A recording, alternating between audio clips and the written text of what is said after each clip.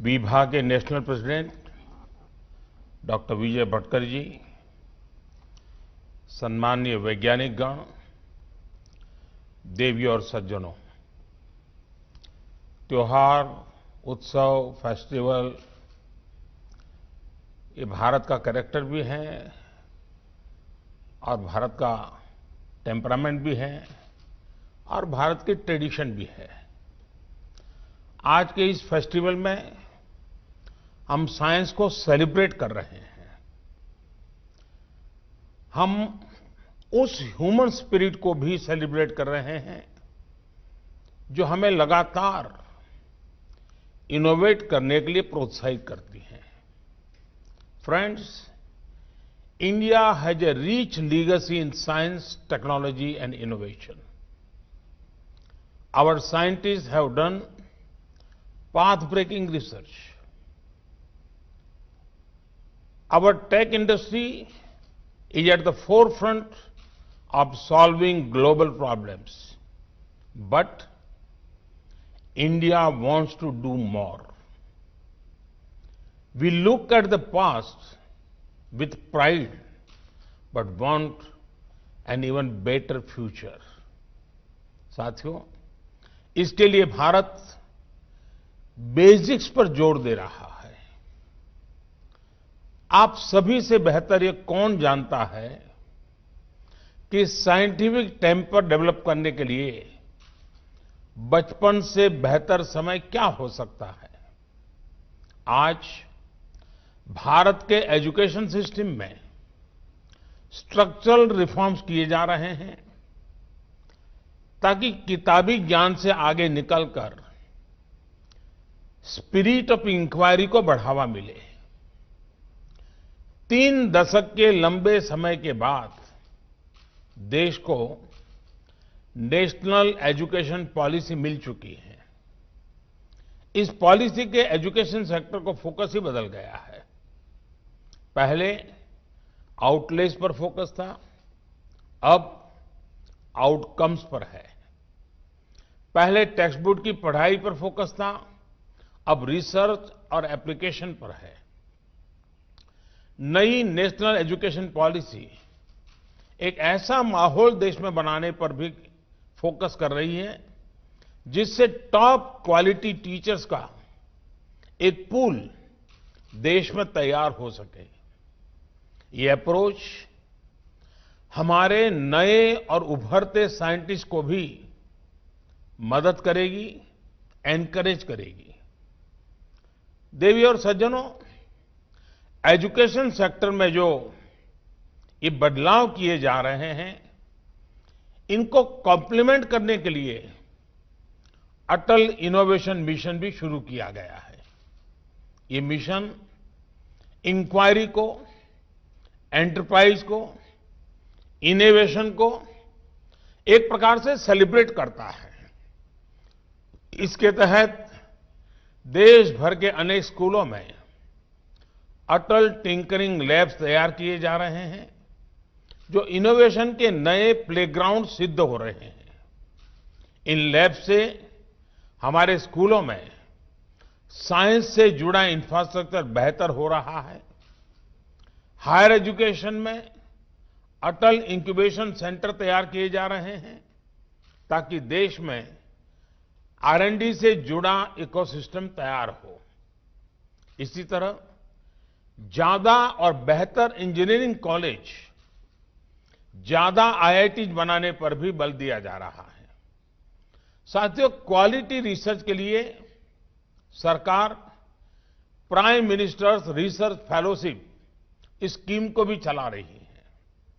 इसका लक्ष्य है कि जो देश का बेस्ट टैलेंट है उसे अपनी पसंद की रिसर्च करने में और सुविधा मिले। देश की सभी IITs, सभी IISERs, बेंगलुरु के इंडियन इंस्टीट्यूट ऑफ साइंस और कुछ सेंट्रल यूनिवर्सिटीज और NITs में ये स्कीम स्टूडेंट्स को काफी आर्थिक मदद दे रही है। देश के अन्य रिकॉग्नाइज्ड इंस्टीट्यूट और यूनिवर्सिटी में पढ़ रहे छात्र छात्राओं को इसका लाभ मिल सके, इसके लिए 6-7 महीने पहले स्कीम में कुछ बदलाव भी किए गए हैं। साथियों, बीते कुछ महीनों से मेरी अनेक साइंटिस्ट से चर्चा हुई है। हाल में ही भारत ने वैभव समिट भी होस्ट की थी। महीने भर चली इस समिट में पूरी दुनिया से भारतीय मूल के वैज्ञानिकों और रिसर्चर्स को एक मंच पर इकट्ठा किया गया। इसमें करीब 23,000 साथियों ने हिस्सा लिया। 700 घंटों से भी ज्यादा की डिस्कशन हुई। मेरी भी अनेकों साइंटिस्ट से बातचीत हुई। इस बातचीत में ज्यादातर 2 चीजों पर बल दिया। ये 2 बातें हैं, ट्रस्ट और कोलैबोरेशन। देश आज इसी दिशा में काम कर रहा है। All our efforts are aimed at making India the most trustworthy center for scientific learning. At the same time, we want our scientific community to share and grow with the best of global talent.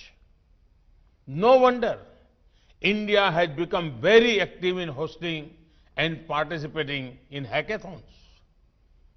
They are held in India and abroad. It gives both exposure and opportunity to our scientists. साथियों, science और technology तब तक अधूरी है जब तक इसका benefit और एक्सेस हर किसी के लिए संभव ना हो। बीते 6 साल में युवाओं को अवसरों से कनेक्ट करने के लिए देश में साइंस एंड टेक्नोलॉजी के उपयोग का विस्तार किया है। साइंस एंड टेक्नोलॉजी अब भारत में अभाव और प्रभाव की खाई को भरने का एक बड़ा ब्रिज बन रही है। इसकी मदद से पहली बार गरीब से गरीब को भी सरकार के साथ, सिस्टम के साथ सीधा जोड़ा है। डिजिटल टेक्नोलॉजी से सामान्य भारतीयों को ताकत भी दी है और सरकारी सहायता की सीधी तेज डिलीवरी का भरोसा भी दिया है। आज गांव में इंटरनेट यूजर्स की संख्या शहरों से ज्यादा है। गांव का गरीब किसान भी डिजिटल पेमेंट कर रहा है। आज भारत की एक बड़ी आबादी स्मार्टफोन आधारित ऐप से जुड़ चुकी है। आज भारत ग्लोबल हाईटेक पावर के इवोल्यूशन और रिवोल्यूशन दोनों का सेंटर बन रहा है। साथियों, भारत अब विश्व स्तरीय शिक्षा, स्वास्थ्य, कनेक्टिविटी, गरीब से गरीब तक, गांव-गांव तक पहुंचाने के लिए हाईटेक सॉल्यूशंस बनाने और अपनाने के लिए तत्पर है। भारत के पास हाईटेक हाईवेज के लिए डेटा, डेमोग्राफी, डिमांड और इन सबको संभालने के लिए संतुलन और संरक्षण देने के लिए डेमोक्रेसी भी है। इसलिए दुनिया आज भारत पर इतना भरोसा कर रही है। साथियों, हाल में डिजिटल इंडिया अभियान का और विस्तार करने के लिए पीएम वाणी स्कीम भी शुरुआत की गई है। इससे पूरे देश में पब्लिक स्पेस में सबके लिए क्वालिटी वाईफाई कनेक्टिविटी संभव हो जाएगी। इसका सीधा लाभ साइंस को भी होगा, क्योंकि देश के गांव का युवा भी दुनिया की बेस्ट साइंटिफिक नॉलेज को आसानी से हासिल कर पाएगा। साथियों, हमारे देश में water scarcity, pollution, soil quality, food security जैसी अनेक चुनौतियां हैं, जिनका आधुनिक हल साइंस के पास है। हमारे समंदर में जो वाटर, एनर्जी और फूड का खजाना है, उसे तेजी से एक्सप्लोर करने में भी साइंस की बड़ी भूमिका है।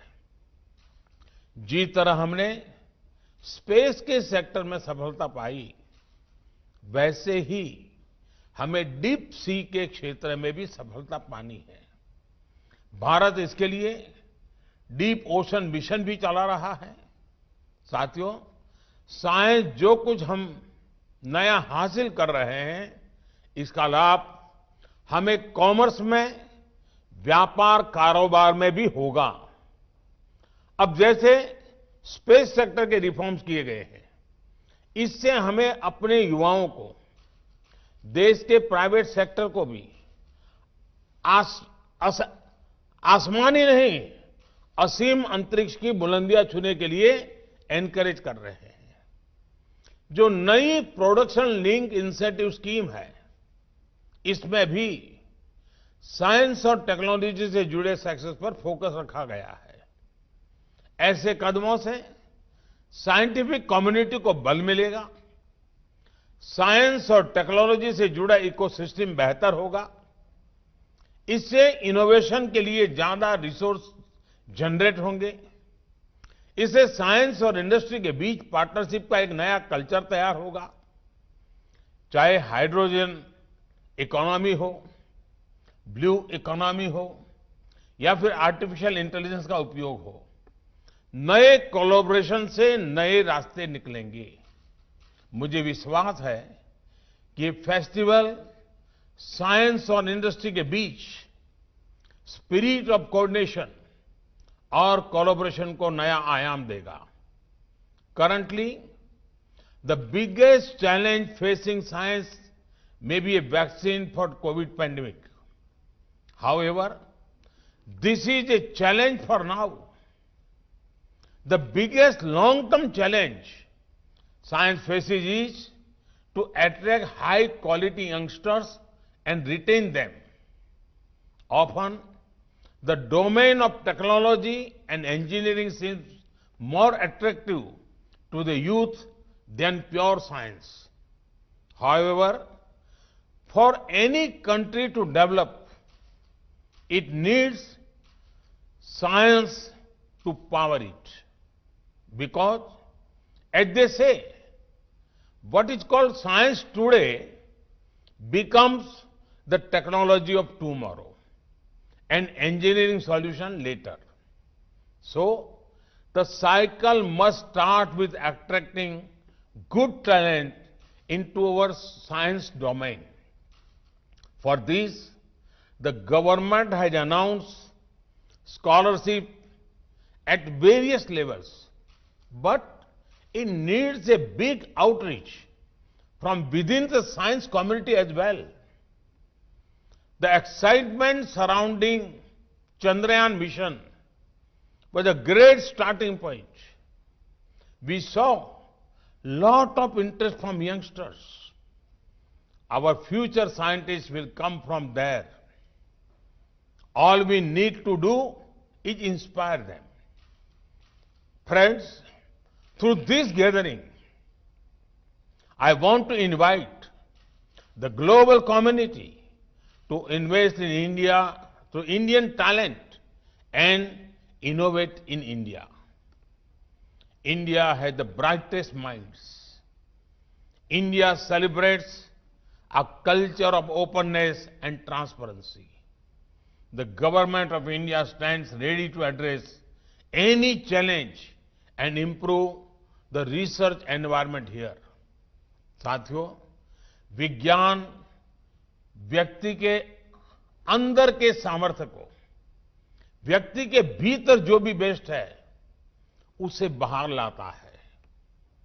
यही स्पिरिट हमने कोविड वैक्सीन के लिए काम करने वाले हमारे वैज्ञानिकों में देखी है।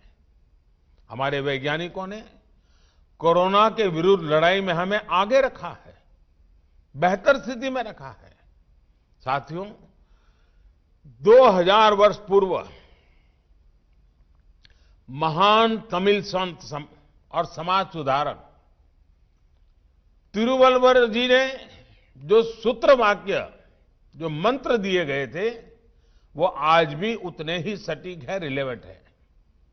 उन्होंने कहा था, इन Sandy soil When deep you delve, you reach the springs below. The more you learn, the freer streams of wisdom flow. यानी रेतीली धरती में जितना गहरा आप खोदते जाएंगे, एक दिन पानी तक जरूर पहुंचेंगे।